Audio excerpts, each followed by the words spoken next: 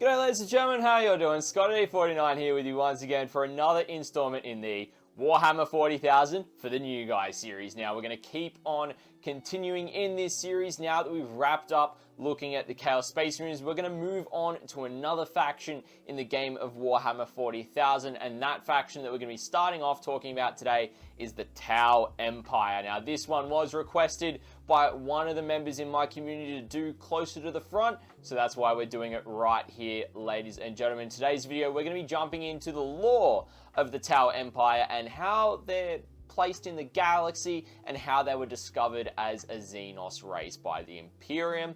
Now ladies and gentlemen, I just want to thank everyone who has subscribed and is continuing to watch the content here on the channel as of late. It has been really awesome to see you guys subscribing, liking, commenting on all the videos. I'm glad that you guys are enjoying the content, and if you have not experienced a nice welcome from me, the Chapter Master, welcome to the chapter if you haven't recently subscribed. But ladies and gentlemen, without further ado, let's jump into it. Alrighty everyone, so to start off with the Tau Empire lore, we actually have to go back close to 6,000 years in the Warhammer 40,000 universe. Now the Tau race were actually first encountered in the 35th millennium by an Adeptus Mechanicus exploration fleet that discovered the homeworld of the Tau. Now at this point in time, the Tau race were actually in the Stone Age of development and had only recently just mastered fire and being able to create fire. And the Adeptus Mechanicus determined that they were a primitive but sentient Xenos race. Now, during their early history, the Ethereals first appeared during the prolonged 5-year war between two different Tau tribes, and the Ethereals actually brought the two tribes together in a truce and an agreement to work together. Now, the Ethereals actually started popping up across the Tau homeworld, spreading the message of harmony and cooperation, which resulted in a rapid technological advancement of the Tau Empire. Now, due to this rapid development, they were able to quickly expand their borders through a series of sphere expansions, as they were called. Now, the Tau expanded through diplomatic efforts, showing the benefits of the advanced Tau technology, or by colonizing or conquering worlds and star systems by utilizing that technology in superior warfare against their enemies that did not necessarily agree with their diplomatic efforts. Now, throughout these expansions, they gained other Xenos races as allies, such as the Kroot, the Vespid, and the Demiurge, aka Squats, aka Leagues of Votann. Now, with Leagues of Votann just being released recently, we do have a bit more lore going between them, knowing that the Votann are actually trading partners, and they will do trades with the Tau from time to time, and it was probably actually the Votann that gave the Tau their railgun technology, or vice versa. Still not 100% certain on that myself, could be wrong there. Now, in total, the Tau Empire itself at the current stage in the Warhammer 40,000 universe consists of over 20 fully developed separate Tau septs and around 100 different settled worlds in their region of the galaxy, but most of the details are unknown to the Imperium at this time. The Tau Society is comprised of 5 different castes, each with their own roles within the Tau Society. The Fire Caste are the military ground forces and foot soldiers, so your Fire Warriors, your Cadre Fireblades, and they eventually go through the ranks and become Crisis Commanders and Crisis Suit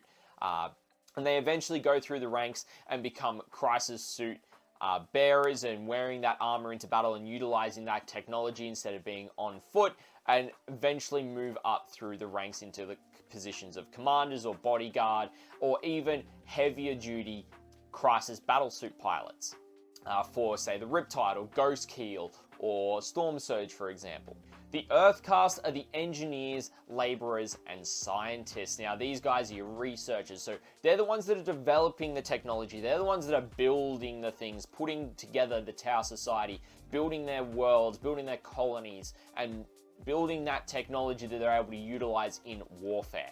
The Water Caste are the diplomats, storytellers, administrators, and bureaucrats. So these guys are your typical politicians. So they're the ones that would be sent on diplomatic missions to various worlds that the Tau are wanting to peacefully colonize, or secretly, if they are unsuccessful, they will go and conquer it by force. And the air caste are the pilots and officers of the Tau Navy. So they're the ones that are flying the Sunshark bombers or the Tiger Sharks, or some of the bigger aircraft and spacecraft that the Tau do utilize. And then you have the ethereal caste, which are the political and reverent leaders of the Tau Empire. Now, out of all of the different Tau septs, there is only one sept to ever actually break away from the main leadership of the Ethereals, which is the Farsight Enclaves, who are under the leadership of Commander Farsight. Now, unlike the Imperium, they don't travel through the warp utilizing warp technology to reach their destinations, instead using sublight engines while skirting the edges of the warp. So it does take them a bit of time to expand and get to places, but when they do, they make sure they've got everything with them that they need to fight if they need to, or to diplomatically approach the people that they are going to reach to. The Tau seek to continually expand their empire, either by diplomacy at first, and if unsuccessful, then attempt to conquer a planet or system by brutal force. Now, you can see that in many of the tabletop games at the moment, because Tau Empire are doing quite well for themselves with their new 9th edition codex. And that's why I'm excited to look at the other 4 parts in this chunk of the series focused on the Tau as well, to give you a bit of perspective as to why they're doing so well currently. But ladies and gentlemen, that is just a brief snapshot into the Tau Empire lore. Alrighty, ladies and gentlemen, well, I hope that you have enjoyed this video of a brief snapshot into what the Tau Empire lore is like, what their history is over the past close to 6,000 years in the Warhammer 40,000 universe. It was really interesting to find out how the Ethereals came into the picture, and that all the castes were kind of fighting amongst themselves and being nomadic tribes and such. It was really interesting to read up on. Now, if you did enjoy this video and you want to make sure that you're going to be catching and being notified when I do release more content for this series, make sure you hit that subscribe button, turn on that notification bell so that you're aware of when I am releasing content here on the channel. And if you did enjoy this video, make sure to hit that like and comment on it as well. If I did get anything wrong about the Tau, feel free to let me know, particularly about the Votan. I'm interested about that lore with regards to railguns and railgun technology there. Now, if you did want to interact with me whilst I do live streams, do my own hobby progress, I'm at tournaments doing live coverage from the Australian tournament scene, feel free to come and find me where I'm live over on Twitch on Tuesday mornings and Friday evenings more consistently, and where I do hobby sessions, sometimes some live games, also traveling to tournaments around Australia doing live coverage on the weekends as well. And if you did enjoy this content and you feel like financially contributing, make sure to check out my Ko-Fi page down below, where there are various membership tiers, as well as opportunities to do one-off tips, or picking up some Scotty D49 merch, where we've got the Scotty D49 logo dice up at the moment as well. But ladies and gentlemen, I hope you enjoyed this video, and I'll catch you in the next one.